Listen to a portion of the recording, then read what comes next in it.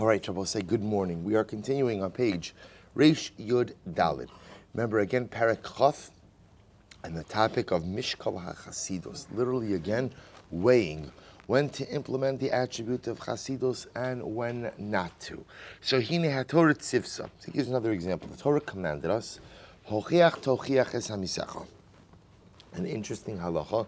Torah commanded us to rebuke, right? Literally rebuke your fellow, which means what? That if you see someone doing something wrong, the idea is that you should tell them, you should convey it to them, you should ultimately go ahead and rebuke the individual and let them know of their wrongdoing. Now the truth is, the word rebuke is a very strong word, which has a negative connotation to it. But really what it means is, if you see someone doing something wrong, you should inform them of their wrongdoing. But of course, the halacha is, the kamapanim, Yikanis Adam Lochiach Chotim B'makom O Bizman Shein Dvar Nishman. But I will say there is an art form to rebuke, right? There is an art form ultimately to going ahead and informing people of wrongdoing. There's a way to say things. There's a way to approach people. There's also sometimes the idea that if you know that someone is not going to listen, that you don't say something, because sometimes it's just better to leave things alone if there is no hope of ultimately changing them. So that's what it says. V'chama pamim. It happens many times. Yikanis adam lochiach chotim b'makom o mizman shein devarav nishmaim. It happens where sometimes a person will go in with good intentions to rebuke someone over wrongdoing, and what happens? And he knows no one's going to listen. Right, the person who he's speaking to is simply not going to heed what it is that he's saying. And so what ends up happening? The gorim lahem lehisparitz yoser berisham ulachalal Hashem lahosif al chatasam pesha. And what happens?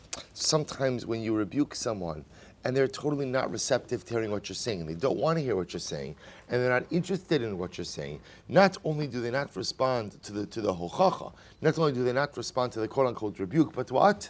It sometimes makes matters even worse. It makes matters even worse.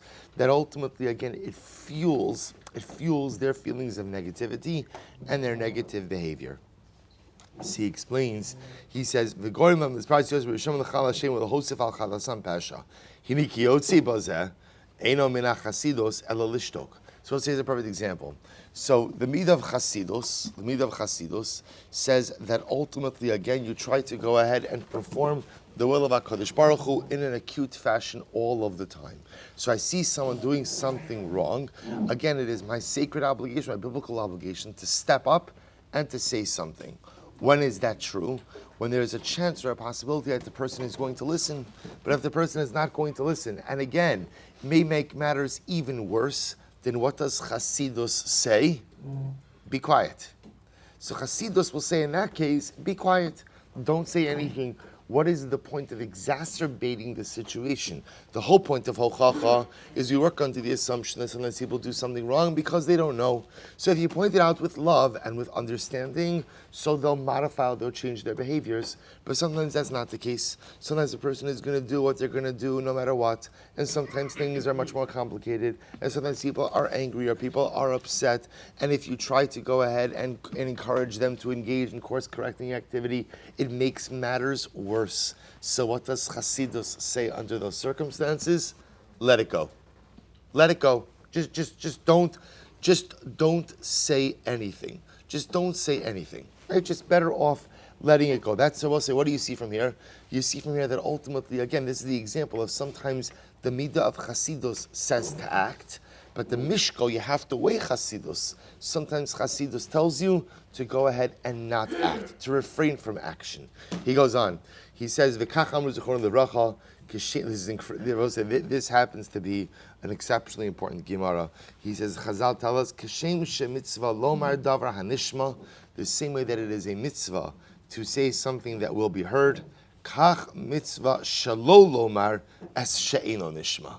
It is also a mitzvah to not say something that will not be heard. Right? Which also means sometimes there's a mitzvah to speak up, right? When there's a chance that what you're going to say is going to make a difference, when there's a chance that people are going to heed your words, when there's a chance that ultimately, again, your words will be well received and could be the catalyst for change, then there's a mitzvah to say something. But at other times, there's a mitzvah ultimately just to be quiet. When you know your words are not going to be heard, you know your words are not going to have an impact, sometimes, and I will say, by the way, just as an aside, this is such an incredibly dramatic and important klal in life, because so many times people say things, and again, I'm talking about people who have like important things to say. People say things because ultimately, again, what they have to say is important, and that's fine, but sometimes people also feel a need to say things because they feel a need to express themselves. So if you just feel the need to express yourself, so you could say that to your spouse, you could say that to your friend, right? But when talking to other people, a person has to measure their words carefully. And if your words can have a positive impact on the other, then say it. But if it's not going to have any positive impact on the other, then ultimately conventional wisdom is, or at least spiritual wisdom is, don't say it. Don't say it. The same way there's a mitzvah to say something that will be heard, there's also a mitzvah to refrain from saying something that will not be heard. Re'ei Pashat. Pashatu. He says, so we'll say, so again, these are all just different examples of the need to weigh Chassidus, right? That's what all of this is. The midah of Chassidus, the midah of piety. So all we're seeing over here is that sometimes piety demands action, and sometimes action actually produces the opposite of piety. In which case, again, piety under those circumstances would mean to refrain from action, inaction. He goes on, Re'ei Pashatu, Sharai L'chol Adam Lios Maktim V'ratz L'dvar Mitzvah L'shtar Lios Mina Oskim Ba. So it's obvious that every person should try to run, to be part of a chevra, to be part of a group, to be part of an initiative to perform a mitzvah. However, Achini L'pamim, Yachol Lihi Valid Mizeh Meriva, Sheyoser Tisbaz HaMitzvah, V'yischalo B'Shem Shamayim Mashi Yiskabe. You know, sometimes people get together to perform a mitzvah, and I will say you could see already that it's a combustible group of personalities. And although, again, their intention is to do something good, this may not be the chevra that's good for me. Right? This just, the intent is beautiful and the objective is beautiful, but the collection of personalities may be a little bit less than beautiful, and therefore it's just not a good idea for me to participate in this. And sometimes, again, as a result of these types of initiatives with sometimes these difficult personalities, not only does the job not get done, and not only is there not the Kiddush Hashem, but sometimes there could, God forbid, be a Kil Hashem. So I'll say, so again, same idea. Sometimes the midah of Chassidus says, an incredible opportunity, jump on it to be part of it. And sometimes the midah of Chassidus says, you should pass on this one. Should pass on this one. He goes on. He says, "V'chein amru zichron levracha, bein halavim zalashonam, mipnei shahayu yodim shekomi shetoin ba'aron, scharo meruba, hayu manichin es hashulchan v'amrar v'amizbechos, v'kulan ratzin la'aron litos schar. Umitoch kach, ze meri va'omer anito in kan, v'ze meri va'omer anito in kan, umitoch kach hayu noagin kalas rosh, v'yisa shchina poga'as b'han." So I'll say it's actually quite amazing that the Medrash in Bamidbar Rabbah discusses the idea that when it came to carrying the utensils of the Mishkal, when it came to carrying the Aron, so apparently carrying the Aron was an incredible skula, gave an incredible promise of wealth. So what would happen? Everybody wanted to carry the Aron. But what ended up happening? No one ended up carrying or was willing to carry the shulchan, the table, or the menorah, or the other instruments. So what do you see from here? Now again, their desire to carry the menorah is beautiful and wonderful.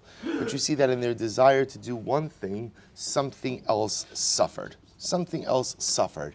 So all the Ramchal is saying is here, there was like an incredible midah of Chassidus to carry the Aron, but that midah of Chassidus backfired and ultimately created a lack of kavod for other things. Right, well, so we'll have to stop over here for today. We'll pick up again. We're going to still continue in this topic, Emir Hashem, tomorrow.